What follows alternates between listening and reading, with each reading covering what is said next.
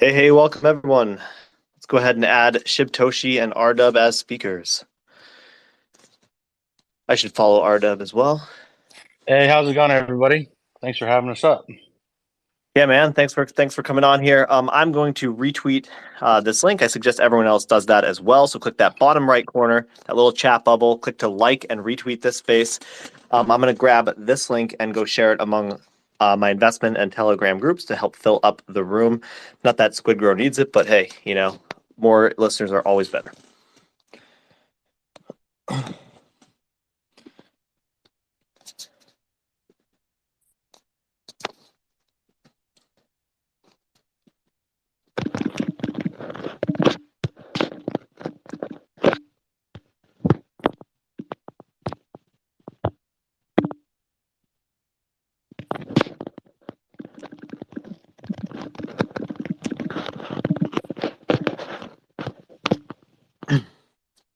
We got a hot mic. Yeah, sorry, Hot man. mic. I'll go ahead and mute that. SquidGrow, we're gonna throw him a speaker, obviously, because he is Yep. representing the main handle here. I'm gonna mute my mic. Normally I'd be playing music, but my kids are asleep. It's a 10 p.m. Eastern AMA, so apologies for that. In the meantime, we'll get started in just a second here. Well, thanks for working with us on the time frame. It's been a busy day, so much appreciated on that. Yes, yeah, I mean it's been a busy couple weeks for you guys, which I'm excited to get into and get this on recording because it really does need a little summarization in the Twitter Spaces. So I'm excited to get into those details as we get started here. I'm going to go back over to Telegram and share this. We are going to give out a custom NFT today to someone rather, not anyone, who retweets the space. So click that bottom right corner. We got 8 retweets and 7 likes on the space. Click to retweet the space for a custom NFT with your name and logo on it. We actually made one for Shibtoshi and some of the other guys through that ecosystem, and they liked them. So go ahead and retweet and like that space, and we're going to get this room filled up right nice here on 10 p.m. Eastern on Thursday night. One second, guys. I'm still sharing through all these different groups.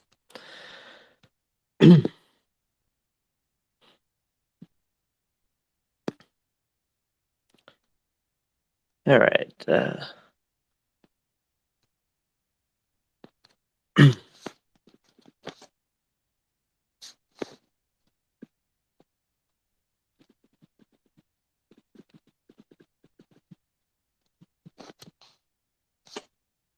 All right. We also got SG, the Warlock. Should I give him the mic as well? No, just keep it to the three of us for now. We'll take some more questions towards the end from the guys that are comments. That sounds good. I'm not going to waste too much time here. We already got 60 people in the room in the matter of a couple minutes here without, all that much notice. So pretty happy with the numbers. And then obviously a lot of people will listen to the recording as well. I'm going to share in our whale group and a couple other rooms. One second.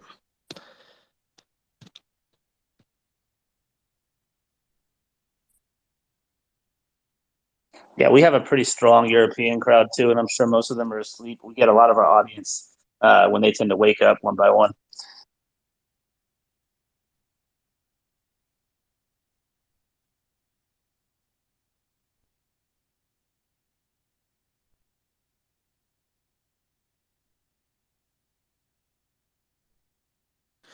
All right, guys, I hit about 5 or so investment groups. So, hey, if you're listening to this and you're wondering, how do I promote how do I promote my own bag? It's a conversation I was just having with my wife a second ago. If you invest in a token, you should be promoting that token, hyping that token, not fudding that token, whether it's up or down.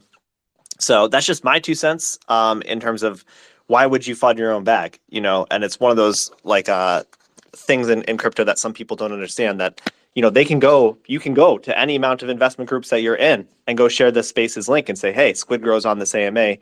Those are the types of things, the initiatives that an investor can take to actually build the hype and influence instead of subdue it because they're sad about potentially being up or down or whatever capacity they're in, or not up enough in the case of you guys. It's like, oh, I'm way up, but not up enough. But that's neither here nor there. So I'm super excited to get into this AMA. So what I want to do is go through the speaker panel, all 3 of these guys, unless SquidGrow, the main account's not going to be speaking, in which case it'll just be Shibtoshi and Rdub, and just get introductions for them. For anyone listening that isn't familiar with SquidGrow, or people that are as well. So go ahead. We'll start with Yeah, ShipToshi. we actually got Dane on the main account, I believe, so he will be speaking. But hey, everybody, how's it going? I'm Satoshi. I'm the owner of SquidGrow. R-Dub is up here as well. He's the co-founder of the project we launched in June of last year.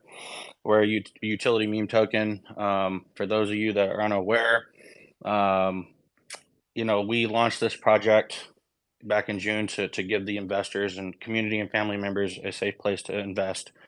And our motto at SquidGrow is under promise, over deliver. So you won't find the typical roadmaps on our websites. We only truly start talking about things that we are building as they start getting close to going live. There has been a couple exceptions. Obviously, the bridge took a little longer to iron out some kinks, but we do hold true to our motto, under promise, over deliver. With that, I'm going to pass it off to Dub. Thanks, Shib. Yeah, so I'm R-Dub. For those that don't know me, my official title is the CFO of SquidGrow, and as Shib said, I started the project with him what seems like, almost a lifetime ago now.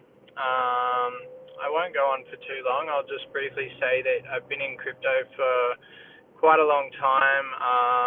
Probably came in, I didn't come into the DeFi section really until probably 2021 or so, and was immediately interested in, the space in general and meme coins, which is how I then ended up meeting ShibToshi and forming a lot of connections that I still have to this day.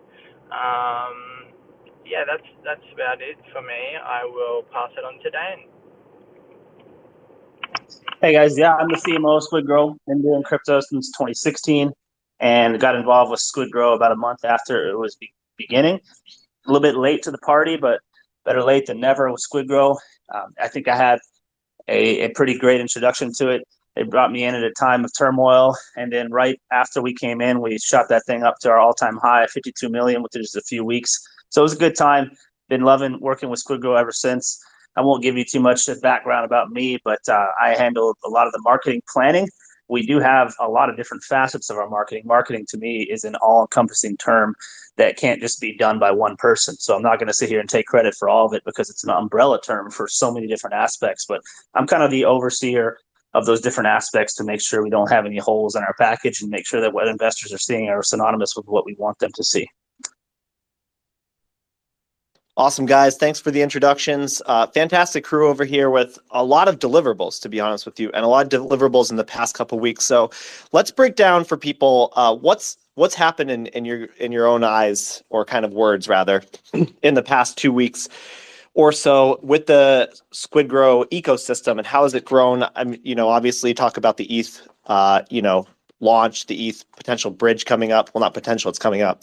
And all those other elements. In your own words, describe kind of what the past 2 weeks have been like for the team. Very hectic. So in the last couple of weeks, we geared up for our ILO, our initial liquidity offering for the Ethereum chain. That went live last week. We raised 540 Ethereum, which is just a little over $1 million. 100% of everything was paired for liquidity for the ETH. The project didn't keep any of the funds for marketing or anything like that. But yeah, so it was just very, very hectic last couple of weeks, fine tuning everything, double checking, triple checking. Leading up to that, we did substantial CerTech audits. We currently have 6 CerTech audits. Everything that we put out is audited. Currently, we're gearing up to release our bridge that we've been talking about now for several months, and that will be going live on Monday at 6 p.m. PST time. And anybody that's currently on the BSC chain that is wanting to get over to the Ethereum to take advantage of our high APRs that are over there for the first 30 days will be able to do so. Currently, our APRs on the Ethereum chain are 100% APR for native coin staking and around 250 for the liquidity. Keep in mind, it is a variable APR, so I have promised to keep the APRs at 100 and 250 for the first 30 days, but understand as people stake, it comes down, so I have to manually adjust that. So if you take a look at it and it's a little under 100, it will be adjusted when I catch it. But yeah, so that we're just gearing up for the bridge. All systems go. Just very excited to be on my home turf on Ethereum. The community turned out for us. Like I said, we raised $1 million, which is pretty incredible in this market, and everything went off without a hitch. Yeah, I have to ask, what is the motivation for having the higher APR on the Ethereum side? Is that just kind of like a little treat to kind of balance out the pools and entice more people to get into the Ethereum chain, increase the holder count in that capacity? I mean, you could look at it that way, but in retrospect, when we debuted our staking contracts on BSC, we had extremely high APRs as well, and I feel it's only fair to give the Ethereum chain, the same respect in regards to the APR. When we debuted our BSC APRs, they were extremely high. I can't recall the numbers off the top of my head, but they were well over 100%, and we have been scaling down ever since. But debuting Ethereum, we do obviously want to try to attract the Ethereum crowd and reward everybody that may have come to the project a little late, missed the high APRs. You have an opportunity now on the Ethereum chain to reap some of that. Absolutely. Absolutely, man. So you guys raised over $1 million on the Ethereum chain, which is fantastic, purely through decentralized methods, if I'm not mistaken. Yeah, 100%. So that's, which is definitely really impressive. But basically that increased. If you look at your tokens when they become bridged as one unified SquidGrow token, as I assume maybe you'd hope to look at them as, it doesn't necessarily increase the market cap 2x, despite the liquidity increasing 2x in that capacity. So I'd like to ask you, what is the importance of liquidity in your mind in a decentralized finance token? What is the importance of it? Why is it important? And why does your ecosystem put so much, I don't know what else to say, but importance on it? Precedence. Yeah. So I'll touch on this briefly and then pass it to Dane. But obviously, there's two aspects to it. Yeah. Can you hear me? Can you hear me? I hear you, Shib. I don't know if Phil can. All right. Yeah. So, obviously there's several aspects to a project. Everybody tends to just look at the market cap. We all want high market caps, but even if you have a high market cap project with low liquidity, you can't necessarily, exit your position. Look at my Shiba Inu bag, for example. All-time high, my bag was worth $5.7 billion. I couldn't have pulled that out if I wanted to. There was just not enough liquidity, and if I had tried, it would have crashed the project. And that was not something I was willing to do. So there's a balance. You factor in the liquidity to market cap ratio. I think the sweet spot is between 5 to 10% market cap to liquidity ratio. But you want to have enough liquidity to where if your community decides they want to start pulling profit or exiting the positions, there's the funds there to do so. There's no doubt in my mind if we had 0.5% liquidity to market cap ratio, we'd be well above 100 million right now. But very few people would actually be able to exit their positions because there's essentially no money in the bank to do so. So we put strong emphasis on liquidity. That's why all of the tax that's generated in our project, we are a 4% buy, 10% sell tax. Everything goes to liquidity, furthering the health of our liquidity to market cap ratio. So I put great emphasis on that. I think liquidity is greatly overlooked when it comes to projects. Everybody is just focused on the market cap.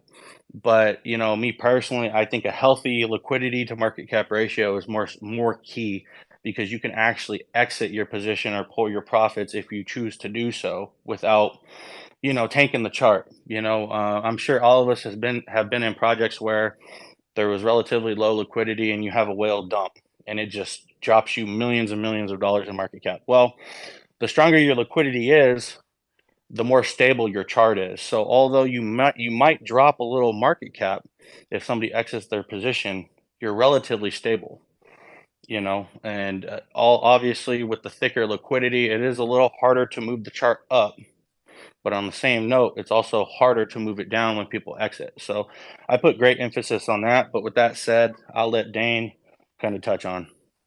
I mean, you nailed it with that answer, Shib. But I would also add that with liquidity, most people really only started discovering what it was when they came into DeFi because you can actually see what's going on the blockchain.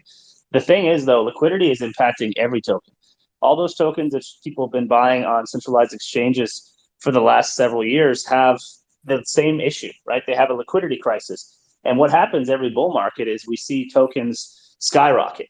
And in this process, all those early whales that stacked during the bear market then have massive bags. And when they decide to pull profit, if the liquidity is not thick, those altcoins will come tumbling back down. And so that's why if you look now, you'll see a whole army of altcoins from 2017 that shot up to all-time highs and still never returned even in 2021. And some of these 2021 altcoins will be the same story. Unfortunately, they may never get back to all-time high again. The reason why is you have a liquidity crisis, which doesn't allow the whales to pull the profit. As soon as a couple start doing it, it's just a massive panic sell wave. You get back to the bottom, and then it becomes extremely difficult to come back up again, because now you've got a bunch of people that might have bought the top that are just trying to get something out of it and exit and ruining the pump the entire time it tries to come back. So what we're looking to avoid as we go up is to create more stable floors, almost like little milestones that we're looking to get to and hold. And of course, we would love to see explosive pumps, but the reality is, whether you're a meme coin, a utility coin, an altcoin, an exchange, if you have an explosive pump, that LP ratio gets all jacked up. And then when people start pulling profit, it's likely that you'll come back down in a more violent way. We would look to at least prevent that some. And that's why we have the liquidity mindset that we do that Shib just mentioned. Yeah, and I mean, that was really well said by both of you guys. So pretty incredible explanation there. And something that a lot of people in the crypto industry don't understand being new to it. They just look at market cap and they look at the price and they get hyped on, their bags being up, but little do they know how fragile it is. And it's commonly referred to as a bubble. And one thing that attracted me to SquidGrow as an investor was your tokenomics. The fact that, you guys do value liquidity and that everything that gets sold, every percent of tax that gets sold rather, goes back into the liquidity to make it more robust, to make it more healthy. And at the end of the day, that's the value in the pool, the liquidity pool, which I actually do want to ask another question about your liquidity pools. I think you guys are on 6 centralized exchanges. Correct me if I'm wrong. 12. Yeah, 12. 12. So those all have their own liquidity pools too, which is not taken into account often when you look at a decentralized exchange. So how much actual USD value do you have across all of these pools? I would have to visit with my market makers to get that value. Yeah, I don't know. I don't know off the top of my head. That's all right, man. It's a little bit of a hardball question, but it's one of those things where, like, just the fact that what you see on a decentralized exchange is already impressive, being to the tune of almost 2 million or over 2 million, depending on where the price is. But in addition to that, you have all these centralized exchange liquidity pools that are not being counted into that. So it's higher than that. Correct. You're correct.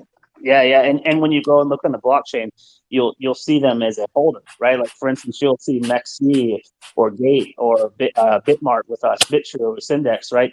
You'll see them as holders, but those holders are actually holding liquidity for people to trade with the order book, so which is a whole different system rather than what you see going on the blockchain. So it is confusing to think about, a little bit mind-boggling for those that don't quite fully understand it. But it's definitely more liquidity than what shows on DEXs, that's for sure. It's not an astronomical amount, but it is a pretty solid dollar amount, and those exchanges do add some stability as well.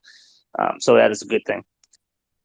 Yeah. So speaking of which, with the centralized exchange launch, have you connected with the SquidGrow ERC launch? Have you connected with the centralized exchanges? Is the ERC token going to be listed there as well? Or can you talk about some of that transition element with launching on that chain? Yeah, great question. So yeah, every exchange that we are currently on, we have the green light to go ahead and list our ERC token. My mindset is currently, obviously, when you start opening your token up to multiple pools, such as exchanges, there are price differences. Even though we do run market makers, we are partnered with TLS, which is one of the best market makers in the space. The price does vary. So when you open up another pool, you open your project up to arbitrage. And, we listed a couple big exchanges in the early days, and we had nothing but sell pressure as a result of that, because, the price on the exchanges were slightly lower. So they were able to purchase for cheap and then arbitrage to the main chart, causing sell pressure. So with that said, we will be listing on on exchanges, our ERC token, but I am not in a hurry to open up the chart to arbitrage opportunities at this point. We are going to go live with the bridge. That's going to be an arbitrage opportunity in itself. And then slowly but surely, we will start listing exchanges. Now, I'm not saying that we will list ERC on every exchange that we are currently on BSC. There are some exchanges that I've listed on that I wish that I would not have because of the arbitrage and just like the way that that exchange in particular operates. But we are always looking for new exchanges as well. But I'm sure you will see ERC on some of the same exchanges that we are currently on.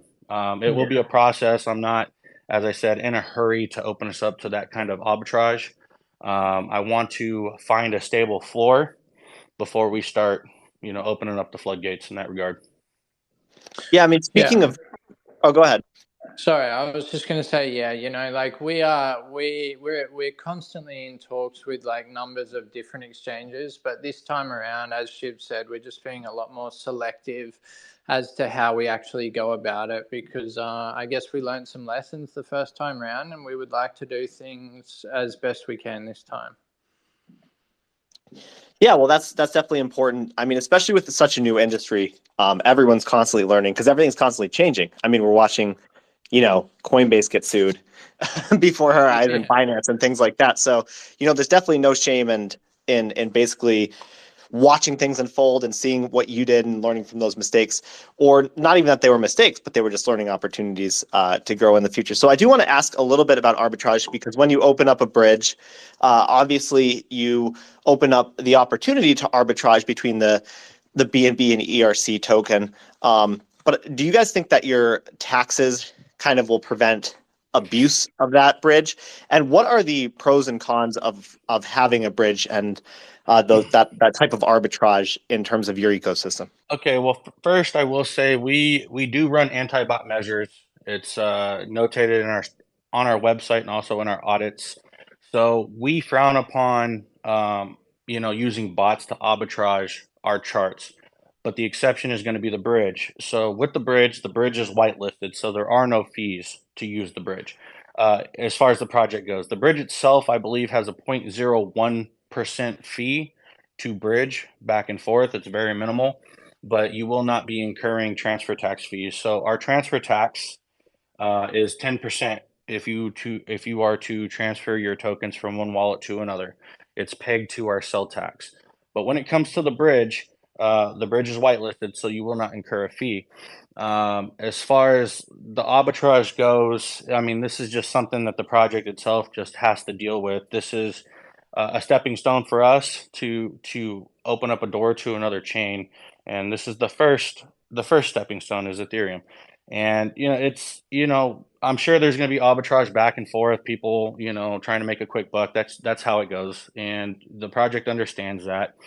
And we have publicly said it's acceptable to us, but we do run anti-bot measures. So if you're trying to if the MEV bot, for example, was to try to trade my token, even if we did not have tax in place, he would get wrecked, because my contract would automatically blacklist him, and it would not be good for him. So I do keep anti-bot measures on. It's something we are known for. We are very vocal about it and do advertise it on our websites, and it's also in our audits. But Dane, if you want to touch a little further on that. I'm good, man. You nailed that part. Yeah, and I mean at the end, so Jared from Subway is not eating at SquidGrow, which is great to hear. But I actually do view also in terms of the bridge itself, the arbitrage being potentially a really good thing, because it unifies the token, and there are benefits to arbitrage in the sense that the token does move as one entity, or else, so to speak. And so it kind of keeps those ERC and BSC chain moving together. And for people who are BSC only investors, when they see the ERC chain moving up, they know that's good for them, and vice versa. And feeling kind of unified. And in that sense, it also strengthens that liquidity pool, right? Because you have, 1 million USD on either chain. So that makes 2 million in total. And, rather than one price going down on one chain really, really far, someone arbitrages and sells in the other chain, and it's less of a price impact. Yeah. that's just my interpretation of why I like the bridge, and I'm not worried about the arbitrage from my perspective. Yeah, Let's so talk about. arbitraging the bridge theoretically should balance the prices out. You know, if one chain starts to pump a little bit, I'm sure it will balance out. It does take a little more effort to move two charts because that's essentially what we have to do, but it should theoretically balance out with arbitrage. Yeah, and also though it entices potentially larger investors from outside who are not in SquidGrow to come in because Correct. they know that their value that comes in is going to be double backed Yep. in that capacity. So there's definitely that element as well. Moving on to some of the utilities that you guys have coming out. Let's talk about the existing ones really briefly. Your staking platform is really, really good. Do you want to touch on some of the development of that? I know that there's like a recent version that came out recently, but maybe talk about that utility a little bit. Yeah, so we've had staking since the early days of SquidGrow. It's a way that we can reward our holders for being patient with us as we continue to build and develop. But with the revise of the staking contracts that we just rolled out, we did do some changes on this new version of the staking contracts. Unlike previously, where there was only a deposit tax, on the new staking contracts, there is a deposit tax, a withdrawal tax, which is 2 in, 2 out. And then for the harvest of rewards, currently it is 6%. As the APRs do come down, we will be dropping those fees to reflect the APR. So with that said, I will go ahead and say with the current BSC APRs, we do plan on dropping the taxes associated with those staking pools to actually make it a little more fair. You know, currently we have 2% on ETH with 100% APR. And if you're looking at the BSC staking contract, which I believe is around 12, you know, there's a 2% tax. And that would take, you know, considerable time for somebody to make that feedback at the APR. So we will be dropping the in and out and harvest tax on the BSC side. We are just going over the final numbers and making the decisions of what we will do with that. But in addition to the new staking contracts and the tax that we have implemented, we now have the ability to reward in other tokens if we choose to do so. For example, if we do a partnership with another token and we decide that we either want to allow their community to stake in our staking contracts to earn SquidGrow, there's that possibility, or we can reward in their token if we choose to do so. But kind of the highlight of the new staking contracts is we have now integrated the ability to stake NFTs, NFT staking. So it's no secret that we have partnered with Mike S. Miller from DC Comics, Game of Thrones, to do our 10,000 NFT collection. And we are gearing up here shortly to release our NFT marketplace. So when our NFTs go live, anybody that purchases our NFTs, they can stake them in our staking contracts to boost their current rewards. So that's something that we had just added to the new contract to kind of tie everything in together. So there is, you know, a utility of sorts if you purchase our NFTs. You know, you can boost your current rewards. You do have to currently be staking SquidGrow token to boost your rewards. So as long as you are staked SquidGrow and you deposit your NFT in there, it will boost your rewards. We will, as we get closer to the NFT release, we will put out the numbers of the boosted rewards and kind of how, you know, it operates and how you can use it and so on. But that's kind of just the gist of our NFT contracts that we just rolled out. So the idea behind the tax is to help the staking contracts be more sustainable. That's why over the last couple of months we have vocally said that we are going to start scaling down our APRs. It's no secret that, you know, running a high APR is unsustainable long term. We've had high APRs for over the better half of a year on BSC, and we are starting to scale those down now.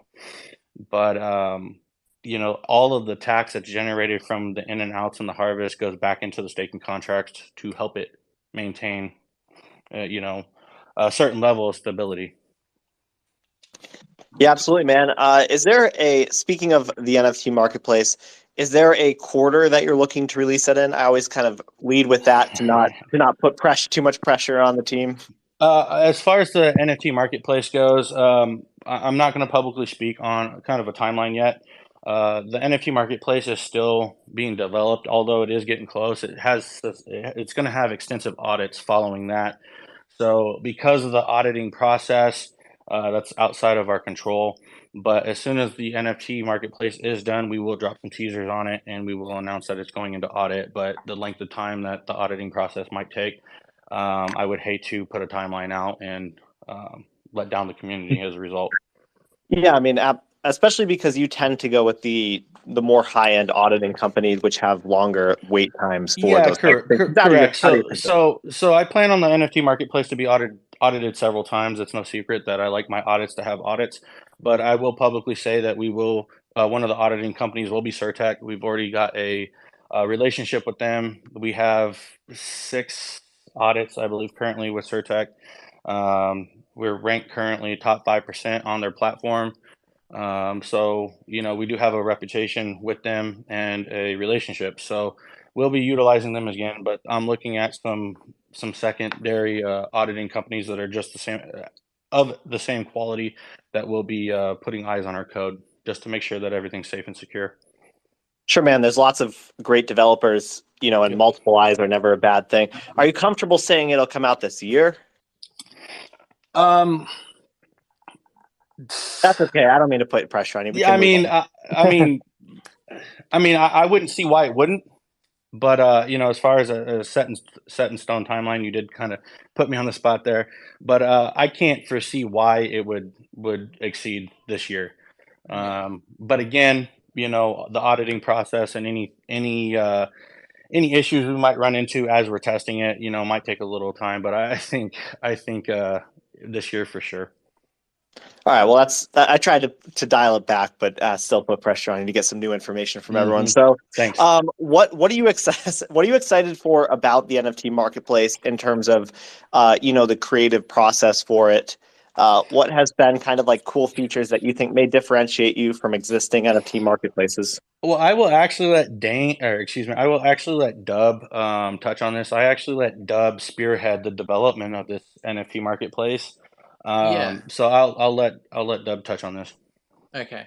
Look, I don't want to I don't want to give away all of our secrets, but I will say that in developing our NFT marketplace, we kind of looked at what existing marketplaces were out there and what those marketplaces were missing, I guess. And so one of like the key things that I'm really excited about our marketplace is that in effect it's kind of like a one of the parts of it is like an NFT launchpad. So basically, without being a developer at all, you can create your own NFT collection, mint that NFT collection, and then have it listed on the marketplace as well, which is not really something that we were able to find on other marketplaces.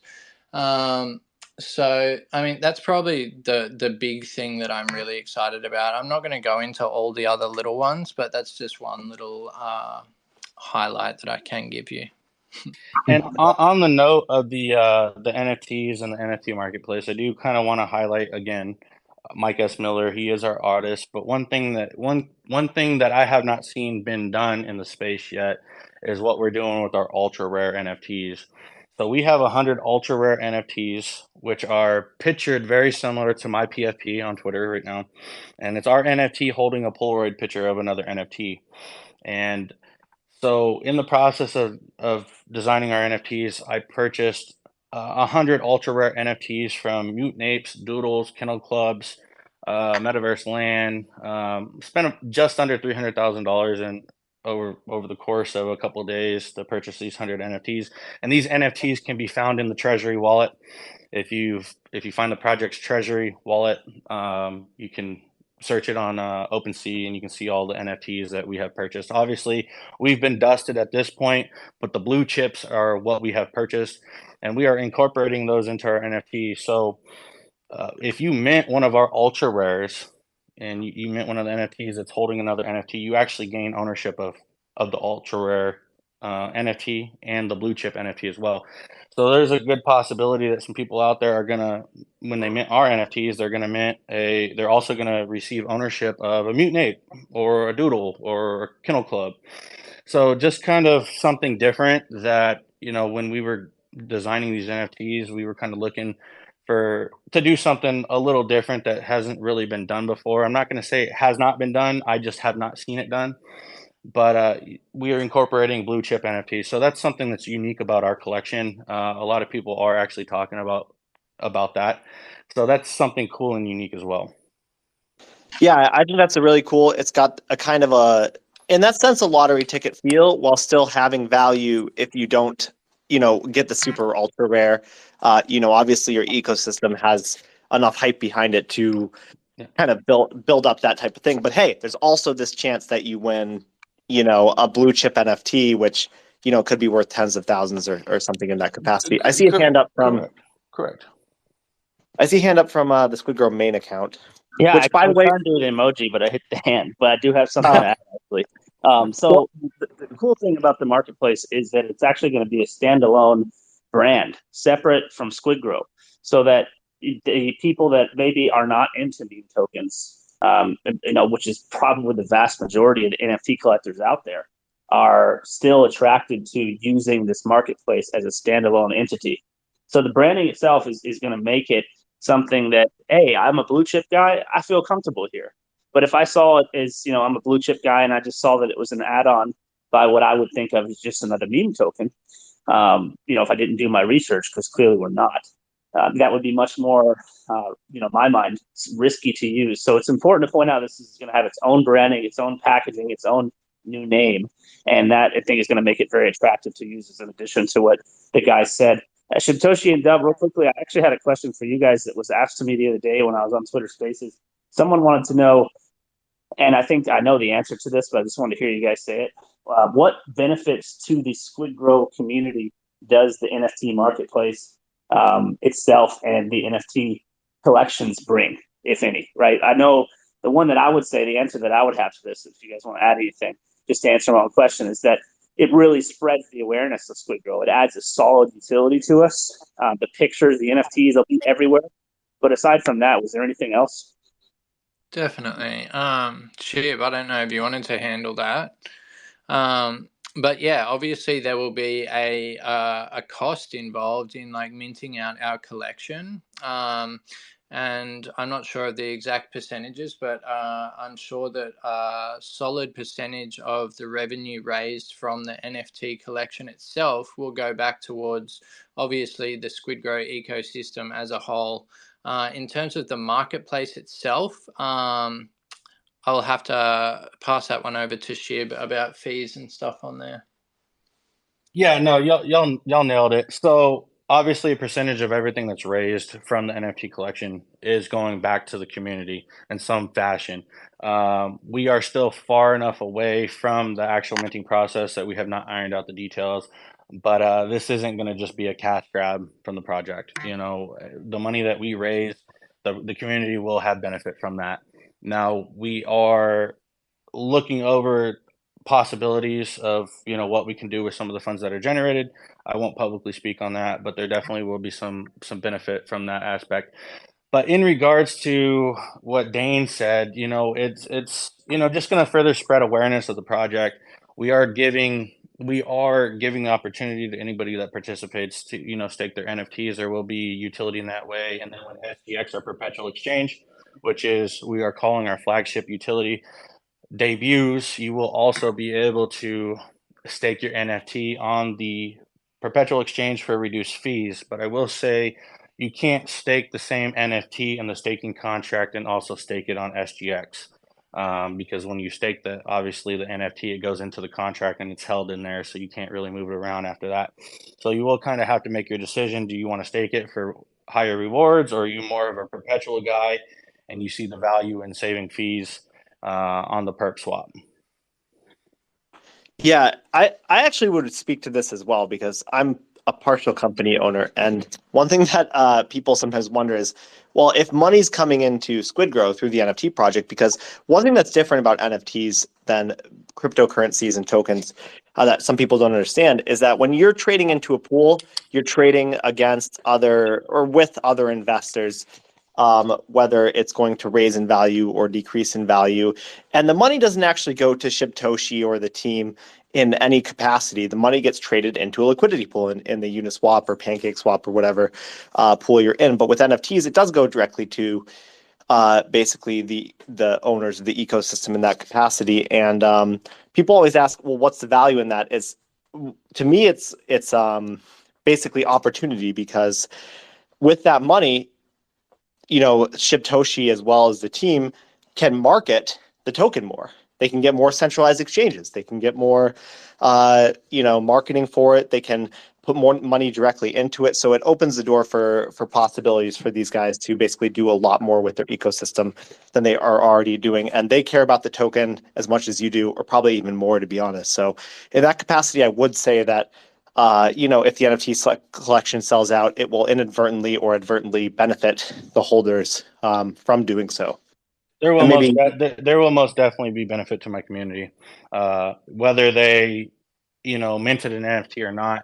Every single one of my holders will see benefit from anything that's generated from the NFT minting. So most definitely. Definitely. And if the collection itself sells out, just the exposure that will bring to SquidGrow as a whole will be insane. Like the NFT community is a completely different community to DeFi. And, they're pretty crazy and they get really involved, and there are a lot of them. Like I've been involved in NFT projects before where there are 100,000 people in a Discord for an NFT collection that has 10,000 pieces that mints out instantly.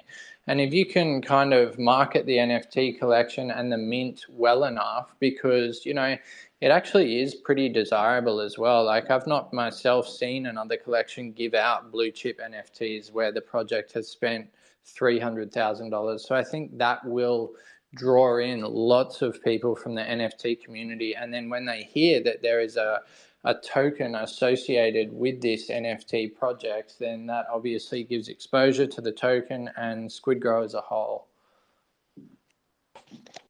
Yeah, man, absolutely. And I just think it's a bullish move for the type of following that you guys have. And I think it's going to be beneficial overall for the ecosystem. So I'm excited to see, more importantly than in the NFT collection, the NFT marketplace itself, because that sets the foundation for lots of people to get under the SquidGrow umbrella, which is really important for a lot of different ecosystems.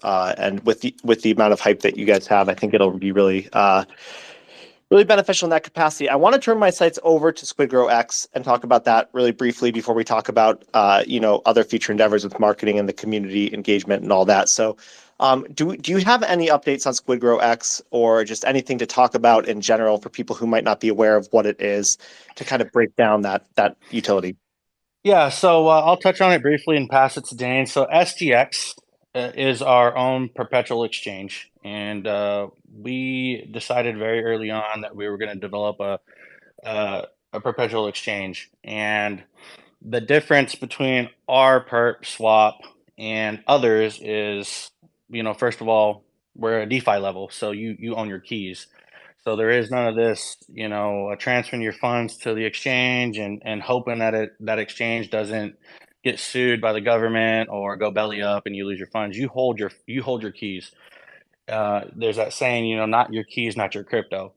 So that's not going to be the situation with our perpetual exchange. In addition to that, I fully back my perpetual exchange. So what that means is I am fully funding the liquidity initially on the exchange. So that's going to set us above the rest, out the gate. Some of these other DeFi level perpetual exchanges, they have liquidity issues. There's multiple occasions where I've tried to open a trade and my trade was denied because of my leverage and my margin. Not to say that we're not going to limit the amount of margin and leverage that can be used on our exchange initially. Obviously, we have to protect our liquidity, but that is something that's going to set us apart. In addition to that, if you're asking how is your perpetual exchange going to benefit your holders? So 25% of all profits and fees generated on the exchange is going to go back into the chart, both of my charts, or every chart that we're on at that point, no matter the chain. So just to give you an example for BSC, let's just say our profits from the fees on a particular day is 100 BNB, right? So we profited 100 BNB. 50 BNB is going to go into a buy on the chart. The tokens that are then accumulated from that buy are going to be paired with the remaining 50 BNB to make a liquidity pair. So what we have done is we pumped the chart and we stiffened our liquidity as well. So that's something that I think is unique about us. We're giving back to our community in that way, and it's just going to be continued buybacks on the chart, essentially. Obviously, assuming that our perpetual exchange scales to the point that we want it to scale to, it could be pretty substantial. There's some pretty heavy hitting decentralized exchanges out there, and if we can tap into just 1% of their volume and their fees, I mean, it's going to be substantial for our charts. Nice. Yeah, I want to ask about the leverage trading a little bit. So for people who don't understand what leverage trading is, and basically, shorting or longs, maybe you could explain how yours may differentiate from centralized exchanges. Obviously, it's your own keys in that capacity, but maybe break down just a little bit for new people who are listening in a little bit later. What your exchange does in terms of leverage trading and how that works. Dub is actually the perp master over here. He has a very successful channel, Yes. so I will pass this to Dub and let him explain in detail. Dub? All right, I'll do my best. So obviously, for those that have traded futures or derivatives on centralized exchanges, it's very different when you're trading on a decentralized exchange. So basically, you will connect your DeFi wallet, which might be your MetaMask or whatever it is, and you would then transfer USDT or funds into your derivatives account on the decentralized exchange. And from there, most decentralized exchanges that I've seen anyway usually have slightly lower leverage than centralized exchanges. To put it simply for people, so say you are trading with 1,000 USDT at, say, 10x leverage, okay? Effectively now you are trading with 10,000 USDT. So with your 1,000 USDT, you are now able to trade with almost half a Bitcoin.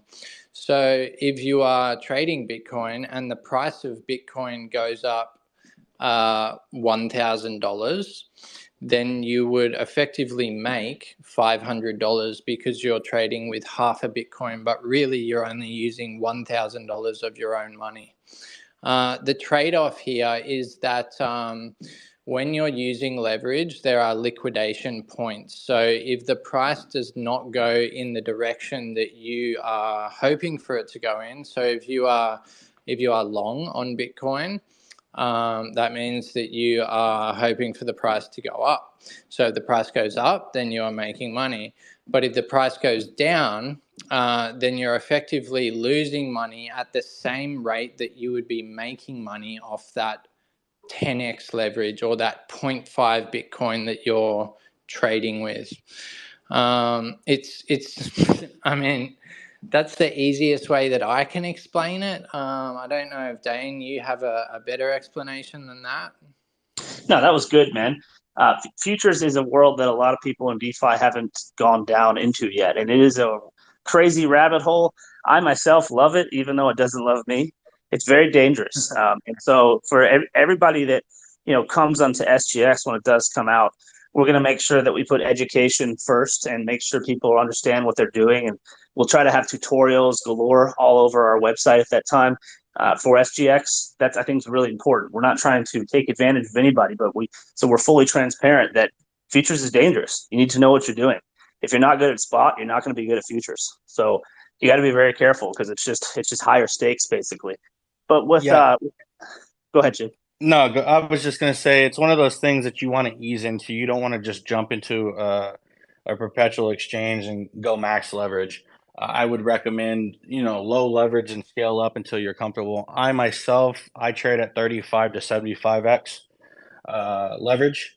Obviously, I've made a lot of money. I've also lost a lot of money when the market tanked several months ago from 23K down to 15K.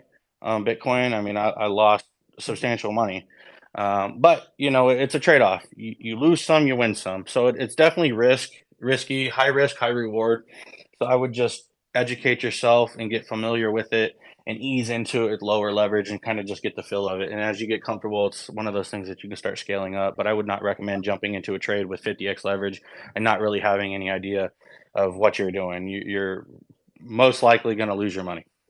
For sure. And like the SGX itself, like yes, it's definitely for SquidGrow community members, but if that's not something that you're into or you don't have a good time doing it, then we would not encourage that, because when decentralized exchanges like this come out, there are lots of professional traders out there that are looking for the next one that has the lower fees. And so, there's going to be volume anyway. There's going to be people attracted to it. But the one thing I will say is, when you trade with leverage, it's very enticing to want to use that high leverage, because if things do go in the direction that you want them to go in, then you're going to make a lot of money.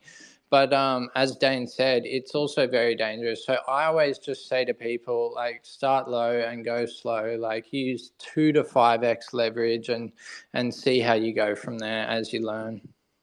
Or do the pro move, which is, if you're not a TA expert, go follow someone who is, like for instance RW, because you don't have to figure it all out yourself. There's giants in the industry that can help guide you when you trade if you are into that stuff. But one more thing I wanted to add too is, SquidGrow SGX, that's our flagship utility. So this is something that we're taking very seriously. And the big difference that I notice is that the decentralized exchanges, the perpetual exchanges, are just kind of bare bones compared to the centralized features that you get. So we're trying to bring that together, trying to bring the features that you see in a centralized exchange to the decentralized level, so that they're just as enjoyable as the big centralized entities. Yeah, I mean, I've seen a couple decentralized leverage exchanges. There's a couple out there. It's not that many, but my point is that it is very innovative and very new to the industry as a whole of decentralized finance, and there aren't that many competitors. And so you do have an ample opportunity to basically garner a large percentage of the market share for these types of this type of utility. And I'm excited to see exactly what the types of features that it has on it are, or the experiences, the user experience and user interface, which so far your user interfaces have been really good. I've been impressed by your UI across the board, so I assume that this will follow suit. Yeah. Yeah, and especially at a time when, there is so much FUD happening around centralized exchanges. Like, I think, when we actually were first developing SGX, it was around the time that the FTX thing happened, and like lots of people moved away from centralized exchanges. And, that kind of died off for a while, but here we are again, like 6 or more months later, and there's all this stuff happening at the moment with Binance and Coinbase. And it goes through stages, I think, but people are slowly moving towards decentralization. Like, if you have your keys, then you effectively have your crypto. Yeah, one thing I want to ask, and maybe this is just ignorance on my part because I'm not a leverage trader traditionally, but is that when you trade on a centralized exchange, you're KYC'd, and in that capacity, if you can end up in debt from these types of things. But obviously, from a decentralized perspective, you can't. So maybe correct my ignorance here. Yeah, Yes. there are different. Go Yeah, ahead. you go, Shib, if you want. No, you go ahead. Go ahead. Yeah, there are different types of derivative trading. So the one that I do myself is USDT perpetuals, and in that case, you can only ever lose as much money as you have in your account. Whereas if you're doing margin trading, you're effectively borrowing large amounts of USDT or Bitcoin or whatever it is from lenders, and in that case, you can end up owing money. But in the case of decentralized perpetual swaps, the reason that they work is that they basically work as under a smart contract. So it's a perpetual swap. So someone wants to sell or short, and there's someone else on the other side that wants to long or buy, and it kind of like swaps with each other, if that makes sense. So it's like an order book exchange a little bit. Yeah, absolutely, man. And I want to get into this a little bit more. Obviously, I assume you don't have a timeline for the release of this either, because you don't, like you had said, you don't want to overpromise. But, in that capacity, we have 5 more AMAs coming with you guys over the next couple of months. So, maybe we can get a little bit more into detail as this thing gets developed and gets moving along. I do want to basically sort of send the trajectory of this towards kind of closing out a little bit, because I don't want to take everyone's time, and I want this to be a succinct type of AMA to connect with. But what in your mind has SquidGrow been a representation of to the community?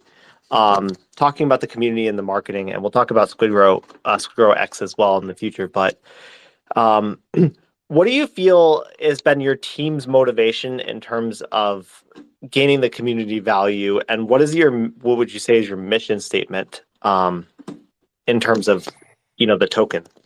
Well, as far as the project itself, it's going to be the mission statement that we came out with day one, to provide friends, family, and our community a safe place to invest their money. We do everything transparently. At any point in time we've ever ran into setbacks or issues, we address it publicly, head on. We take questions. So just transparency. We aim to be the safest utility meme token in the space, not only from the standpoint of transparency, but also audit security as well. At this point in time, I think trust is one of those things that's earned and not given. And I think over the course of time that we've been live this almost year, we have been able to move in a way that is transparent, and we have started to earn the trust of our community, and we are going to continue to do that moving forward. But I think the mission statement would be, giving the community a safe place to invest their money, and being transparent in the manner that, if the project itself runs into a setback of some sort, we address it publicly, and we don't lead you on with, this hocus pocus stuff that other projects tend to do. I think that from a project standpoint, once you lose the trust from the community, it's game over at that point. So once you promise the community that something's going to be delivered on this particular date, and you miss that deadline, it starts to go downhill. And maybe not the first time around, but if it happens again, it's only going to get worse and worse. And then next thing you know, anytime you publicly say anything, your community is not going to buy it, because you have so many instances of not being able to deliver. So that's why we have the motto as well: under promise, over deliver. Anything else from the rest of the team on this?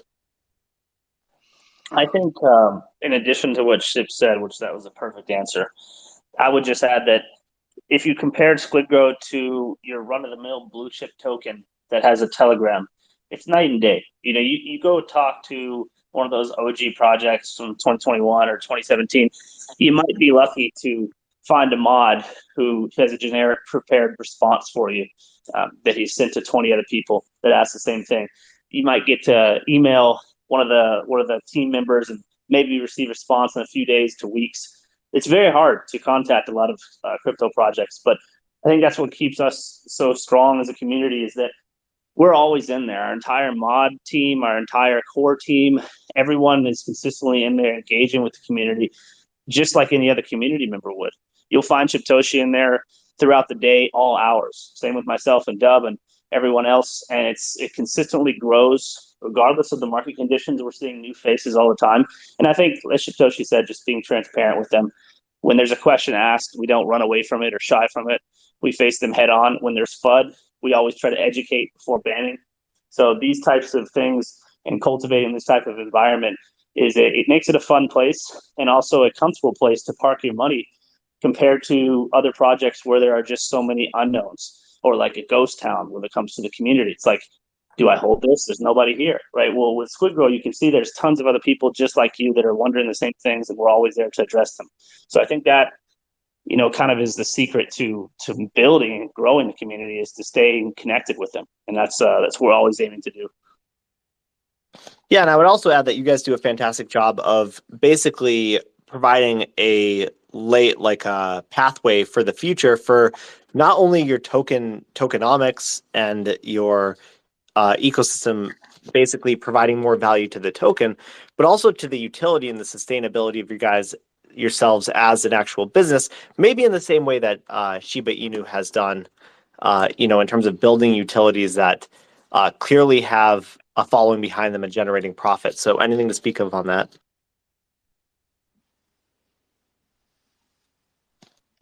If not, I would just ask everyone here to follow the SquidGrow main account. It's the second avatar over there. Click that. Throw those guys a follow if you're new to the SquidGrow community. Obviously, CoinMerge, we had mentioned that we are in your corner. So, everything that we say here on this AMA is not financial advice, but nonetheless, I personally am bullish on what you guys are doing and what you guys are building, and I'm excited for the future. So, is there anything else that you wanted to mention that didn't get talked about in this AMA, either Shibtoshi or the rest of the team?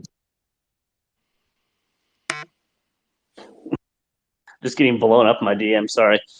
Shiv, Dub, got anything else that we didn't get into that we might want to touch on? Anything with the bridge on Monday? There's something I want to say.